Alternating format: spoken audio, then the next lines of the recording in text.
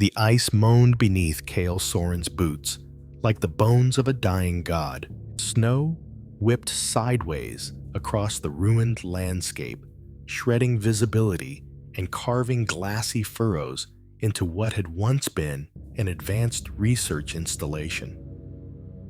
Now, it was just a graveyard, a skeletal husk of steel and polymer cracked open by orbital bombardment and left to freeze.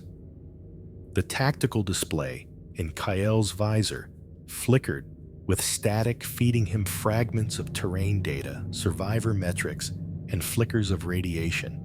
None of it hopeful. His comms had been silent for 37 hours. He stepped over a collapsed support strut, the metallic girder still steaming from a recent blast.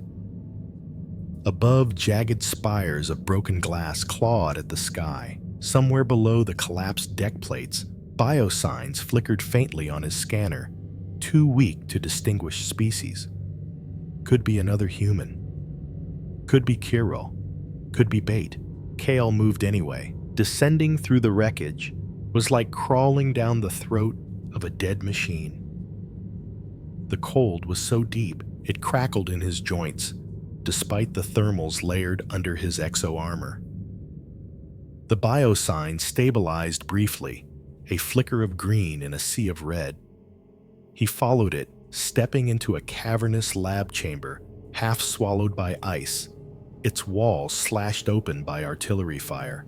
Then he saw her, pinned beneath a collapsed beam, her body barely moved.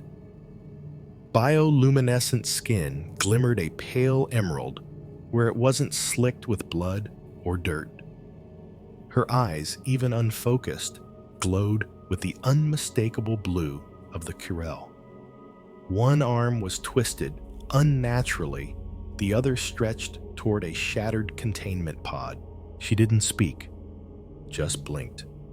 Once. Kale's training told him to confirm species alert command and leave, but his body didn't listen. He dropped beside her, yanking his toolkit free and slipping a pressure sleeve over her shoulder. "Don't move," he said, knowing she didn't understand. Or do. Just don't die. The beam was old Kirill alloy, dense semi-organic laced with reactive memory circuits. Not just heavy, alive. He toggled his suit's grav throttle, redirected local energy fields, and lifted.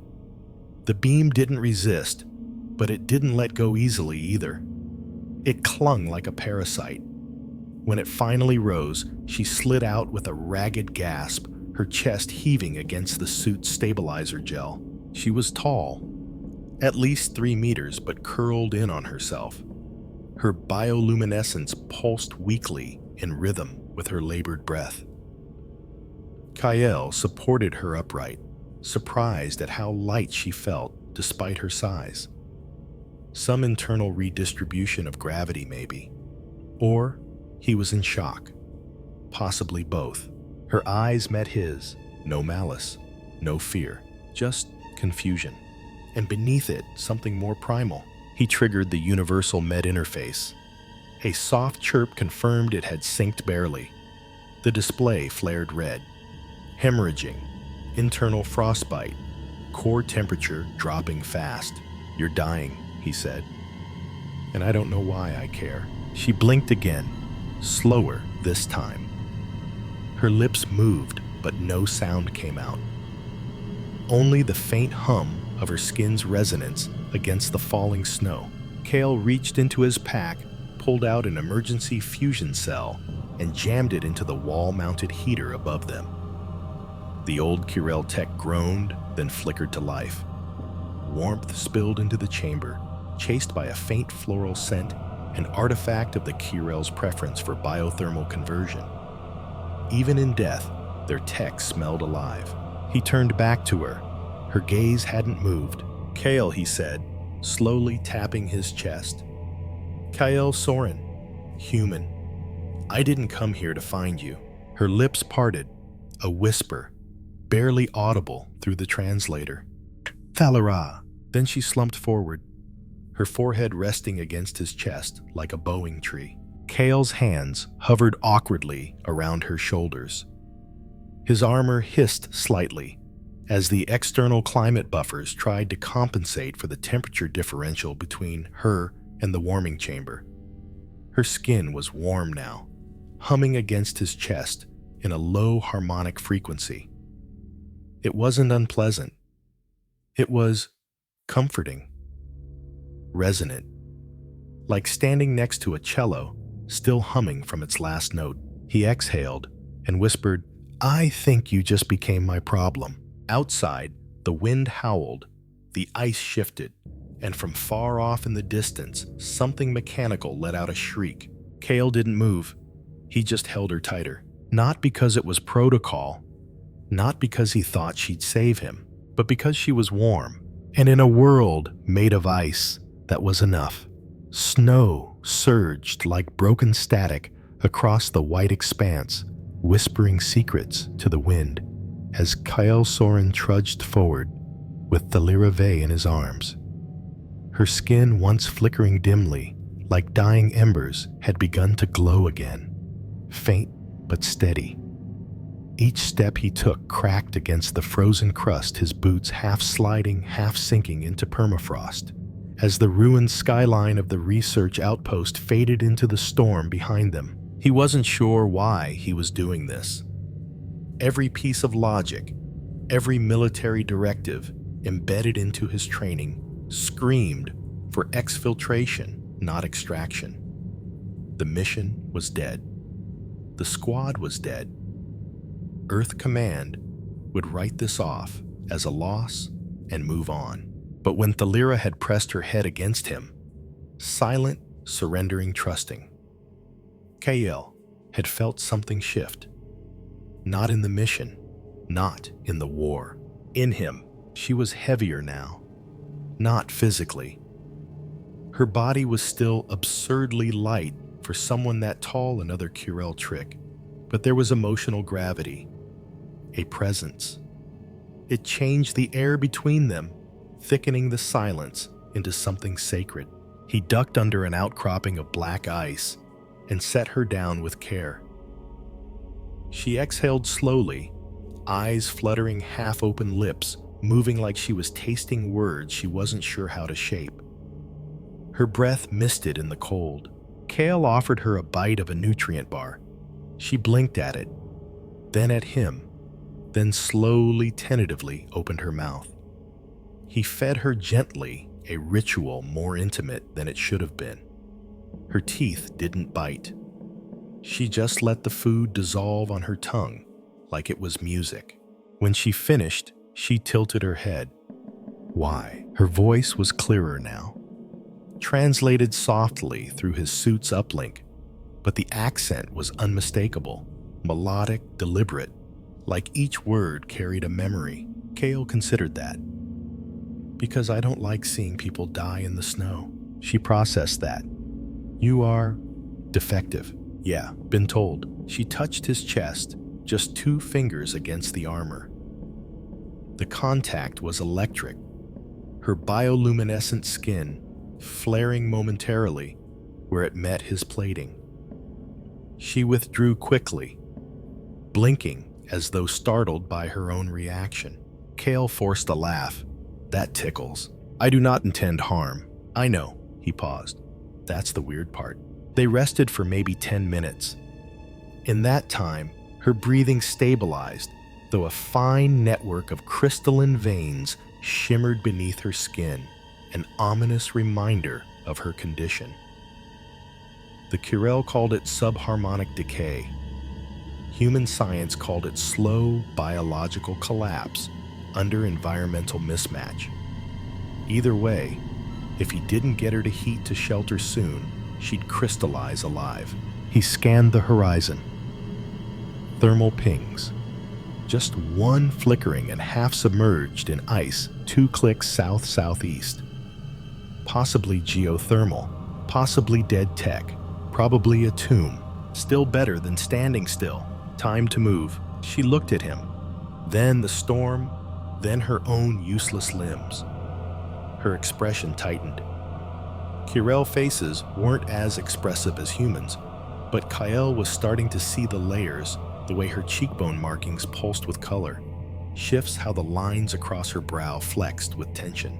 She didn't like needing help. Too proud. I can carry you. No, you'll die out there. She hissed something in her language that the translator didn't catch, but her tone was clear. Kael crossed his arms. You weigh less than a backpack and smell like winter flowers. I've carried worse. Her head tilted again. Flowers? Forget it. He crouched. Get on. She hesitated for a breath, then grudgingly slid herself onto his back, her long limbs folding like flowing cloth. Her arms wrapped around his neck, her chest pressed to his back. The resonance was instant, her biofield brushing his sensory net in pulsing warmth. He adjusted his stride, compensating for her size. See? Not so bad. You feel strange. Yeah, you too. I meant aligned. Kael didn't answer. He didn't know how to. They marched through ice canyons and across frozen plains, each gust of wind like a scream trying to push them backward. Once, a drone passed overhead, a Vorthan patrol ship, circular and skeletal, scanning for survivors. Kael ducked behind a dead cryo tree and held his breath. Thalira's body pressed tight against his back. Her heartbeat thumped against his spine, slow and steady. The drone moved on. Kael exhaled. That was close, Thalira murmured. You smell like ozone and rust. Kael grinned. You smell like guilt and lavender. I do not know what lavender is. It's something Earth grows when it's not busy killing things. Silence again. But this time it felt companionable. Shared. Eventually, the thermal reading grew stronger, visible now as a glow beneath the snow, a cave mouth rimmed with frost exhaling gentle warmth. Kael pushed inside and nearly collapsed. The geothermal cave was real steaming pools, living crystal walls, bioreactive surfaces still glowing faintly with alien touch. It had once been a shelter, a lab, maybe even a home. Now it was salvation. He set Thalira down beside the warmest pool. She curled instinctively toward the heat, her skin absorbing the radiance like moss drinking sunlight. Her bioluminescent patterns began to pulse in time with the geothermal rhythm. Not just healing synchronizing. Kael watched her, and the thought came unbidden. She's beautiful, not in a way he'd ever imagined. Not symmetrical, not soft, but right. She opened her eyes slowly. This place remembers me. You've been here before. No. But the walls sing. Kael frowned. He heard nothing. But then again, maybe he did. A hum, a subnote. Not sound exactly, not music. Resonance. He looked around and realized this wasn't just a cave. It was a node, a chiral resonance chamber, old as starlight, buried in ice and alive. Steam drifted like ghosts above the mineral pools as Kael Soren removed the last of his exo-armor, laying the damaged chest plate beside the smooth living wall of the resonance chamber. His thermal undersuit clung to his skin, damp with melted frost and bruised with impact from the long trek. He was shivering now, not just from exhaustion, but from something more primal. Across the chamber, Thalira Vey stood barefoot on the warm stone floor, her bioluminescent skin glowing stronger with every breath she took. The crystalline web of decay that had once glimmered under her skin was fading. The healing effect of the geothermal node was real potent, but incomplete. She was watching him, not with fear, not even with caution, with calculation. The node is incomplete, she said, her voice softer now, stripped of its earlier tension. The resonance is damaged. It needs Symmetry. Kale rubbed his shoulder, which still ached from carrying her halfway across a continent of ice. Symmetry. You're going to have to define that. This place isn't exactly plug and play. Thalira turned to one of the walls. Her fingertips danced across the glowing threads embedded in the stone, activating holographic runes in a language that pulsed more than it glowed. The chamber responded, humming like a tuning fork wrapped in silk. Geometric patterns spiraled from the floor, forming an open core. In the center of the room, an ancient Kirel harmonization cradle. Kale approached cautiously, the heat soaking through his thermals. This was a medical chamber, a rebirth chamber, she corrected, for mending what cannot be healed alone. She stepped closer to him, and something in the air changed. The resonance deepened. The pulse of the room matched the beat of her heart, and alarmingly, his own. He realized he could feel her breath before it reached him. Her presence wrapped around him like music, just beyond hearing. "Thalira?" he said, voice uncertain.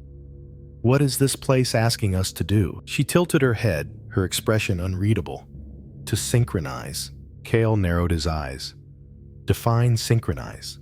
Her gaze met his glowing blue on tired green. "Our bodies, our fields, our minds." Like a neural link, she shook her head. "No. Deeper. Not interface.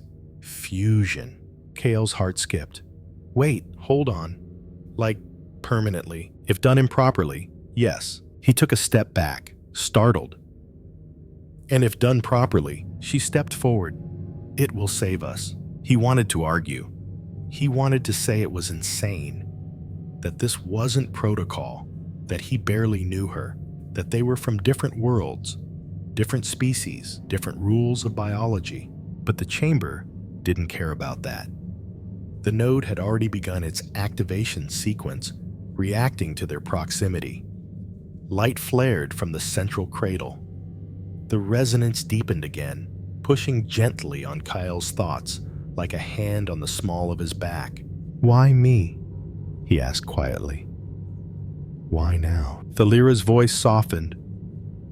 "Because you touched me when I was breaking." The words struck deeper than they should have. "I don't know what this will do to me," Kale admitted. She closed the distance, her hand rising to touch the base of his throat. Her skin was warm. Her markings flared softly. "Neither do I." They stood in silence, the chamber humming around them. Then Kale stepped into the cradle. Thalira followed. The light closed over them, like a lens snapping shut. Immediately, the air changed. Pressure built inside Kale's skull, not pain, but awareness. He could feel her heartbeat again, hear it, then taste it. The concept made no sense, but it happened anyway. Her memories flickered behind his eyes, snippets of childhood in crystal towers, of loss, of escape, of holding a child that wasn't hers. He gasped as a wave of heat rolled through him, followed by something colder. A fractal of her sorrow, of being abandoned, betrayed. Then her touch, real grounding, and something responded in him. His own thoughts expanded untethered. His memories burst open like leaves in firelight earth domes. Old regrets, the death of his brother, the silence that followed, and then her fingers in his hair, not literal, not physical, but present. The resonance deepened again. They were overlapping now. His biofield was winding into hers and hers into his. Their pulses became one. Suddenly, Kyle felt her pain in his own chest, but also her strength, her desire to endure, her will to heal. And beneath all of it, something new, a presence, a third resonance. He gasped, looking at her in alarm. Thalira's eyes widened, her breath hitching. They felt it at the same time. Not just a bond, not just synchronized biology, a spark, a child. Kale didn't speak. He couldn't, but Thalira whispered it for both of them. It begins. The cradle pulsed once, then released them. Kale stumbled forward, caught by her arms. She held him like she had always known how, her forehead resting briefly against his. Their skin glowed where they touched. He looked at her, heart-hammering voice hoarse. "What did we just do?" Thalira answered with a whisper of awe. "Something irreversible." The cold outside the chamber had not relented. But Kyle and Thalira emerged, transformed, 2 pulses threaded into one. Though neither spoke of what had passed within the resonance cradle, everything between them had changed. Their steps matched now, not in pace, but in rhythm, like 2 parts of a song that had never been sung together until now. Thalira no longer leaned against the walls when she moved. Her limbs, once stiff from crystallization, now glided through the air with eerie grace. Kyle felt her presence without looking, knew when she would turn, when she would pause. He didn't understand it, but he accepted it. The bond didn't ask for belief. It simply was. The geothermal light behind them faded as they climbed the ridge above the cave, the land unfurling before them like a battlefield in waiting. The snow was restless, rising in spirals, shaped by an incoming storm. At the crest, Kale halted. Below them, a line of white-armored figures cut through the ice, a patrol. Not Terran. Not Kirill either. Vorthan Call's Frostguard. The sigil stamped on their armor was unmistakable. The fractal circle of the Purity Doctrine.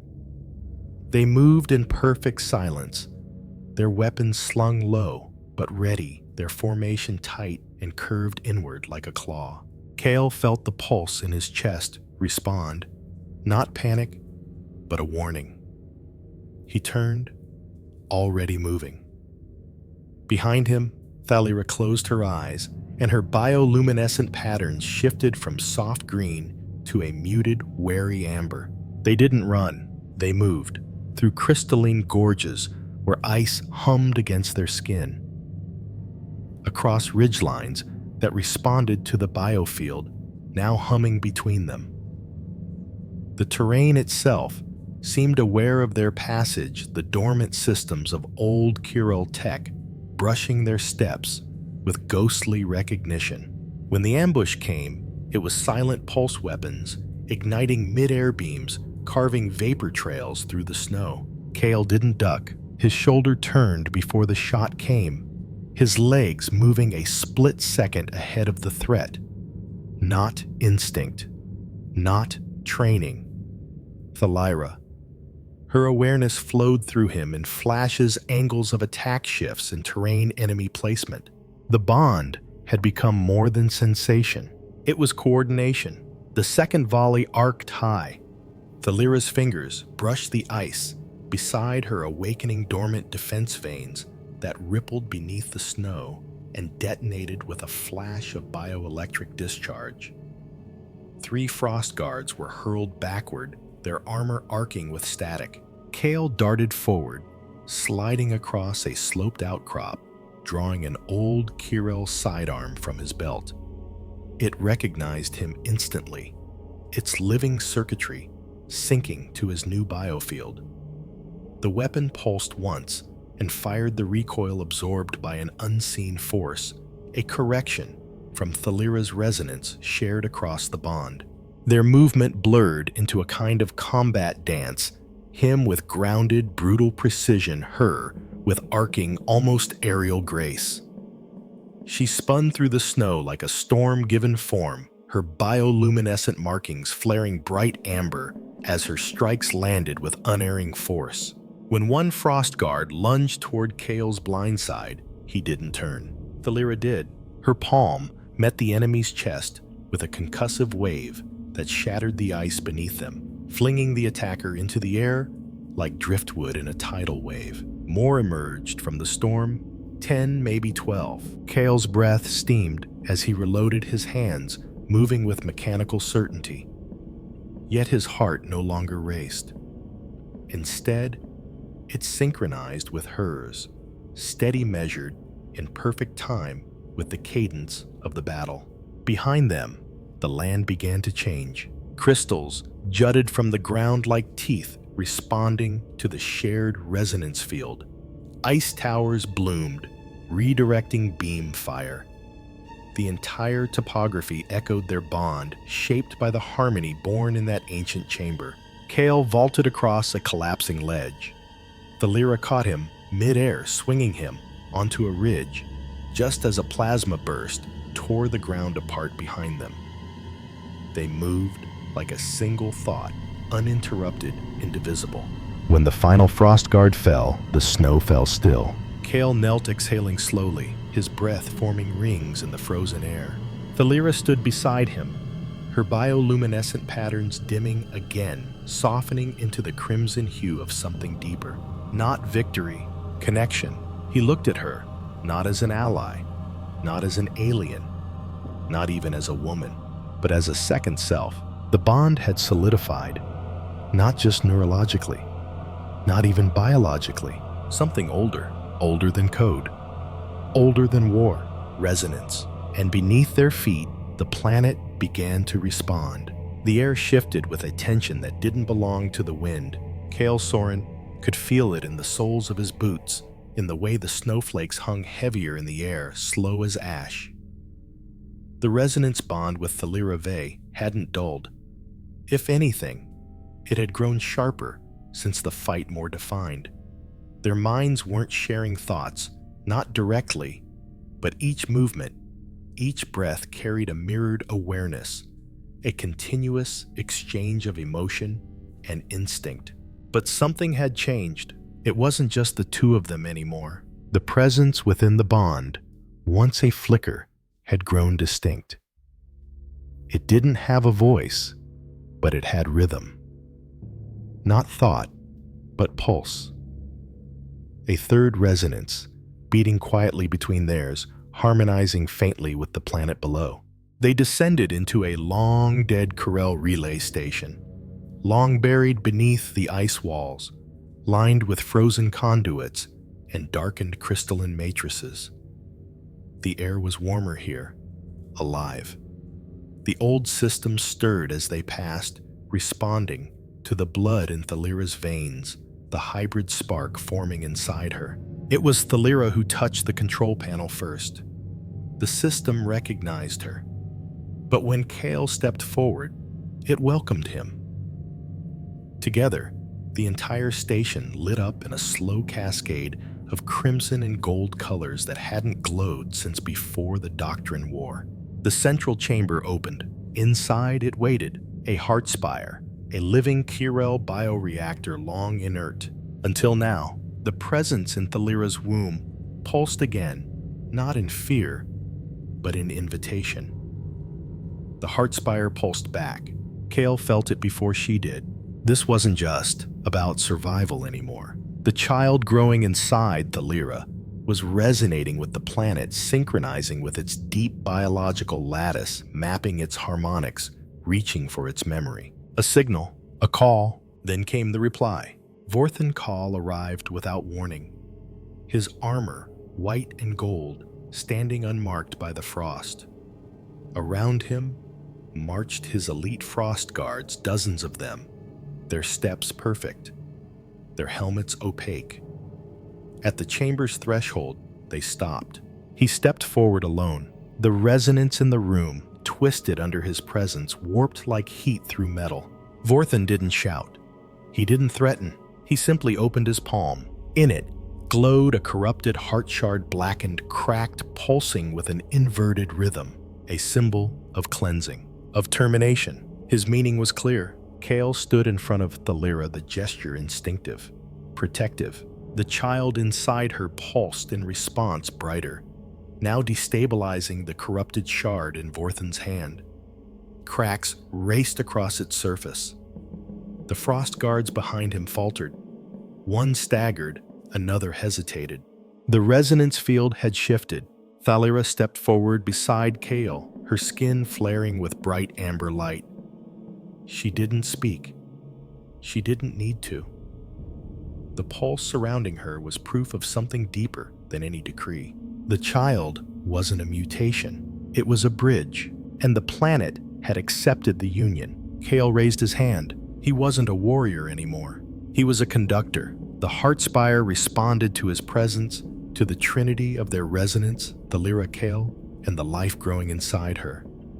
Its harmonics expanded outward, broadcasting a frequency that hadn't existed before. One that every Heartstone, every Kirel resonance node, every biomechanical creature on Thalvin Prime heard. Vorthan's shard shattered in his hand, and across the glacier plains, frost guards began lowering their weapons, not by order, but because the frequency bypassed commands. It struck directly at memory, instinct, grief, at what had been lost and what could still be born. A young frost guard stepped forward, pulled off his helmet, and dropped it. Another followed, then another. Not rebellion, reconnection. Kale turned slowly, sensing the shift even before it happened. The Heartspire flared with finality, and the pulse from within, Thaliriki, answered back clear and unwavering. The child was no longer silent.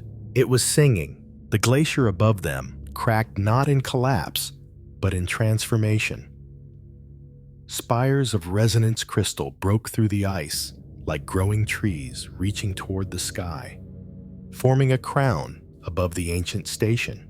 Kale felt the harmony rise, felt it lift something in his chest he hadn't realized he'd been holding down for years. Hope, a new era, was singing itself into being, and they were no longer fighting for survival. They were becoming its architects. The sky above Thalvin Prime had changed. What was once a jagged halo of solar radiation and bitter auroras now shimmered in slow, deliberate waves, breathing colors across the clouds like an organism finally exhaling. The resonance had spread, not as a command, not as a conquest, but as a rhythm that pulled the planet back into balance. Kale Soren stood in the heart of it all. The ice plains had become a chorus, the frozen ridgelines vibrating with the shared pulse born between him, Thalira, and the hybrid child still forming in the safety of her body. His breath no longer steamed in the cold. The air had warmed, not because the weather shifted, but because the world itself had responded to them.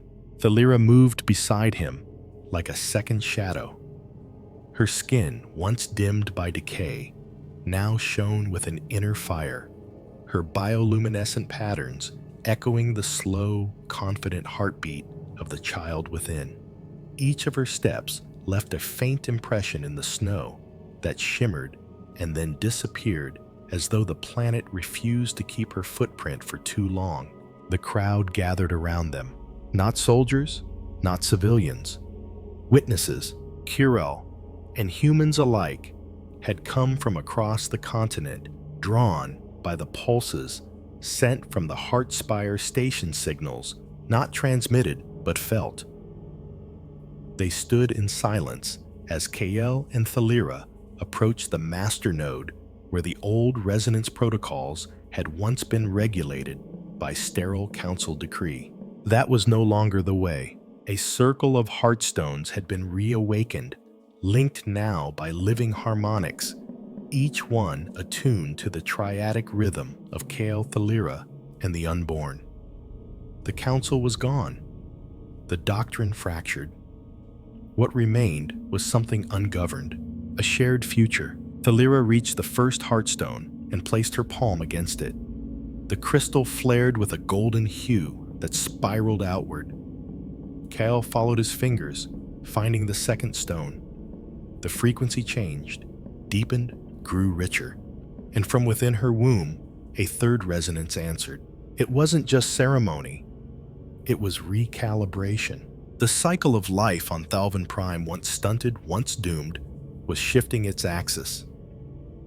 No longer bound by genetic isolation, No longer fearing deviation, the planet now embraced divergence as the source of strength. A ripple passed through the gathering. The frost guards, once the enforcers of purity, knelt in the snow. Their helmets lay forgotten. Their armor flickered with bioreactive light, not from the systems within, but from the harmonics outside. Even those born in silence now heard the music. Kale's eyes scanned the gathering and caught the glance of the youngest among them. A child with clear human features, but skin that pulsed faintly with Corel light. A hybrid already born. Not feared, not hunted, seen. Vorthan Kaal did not return.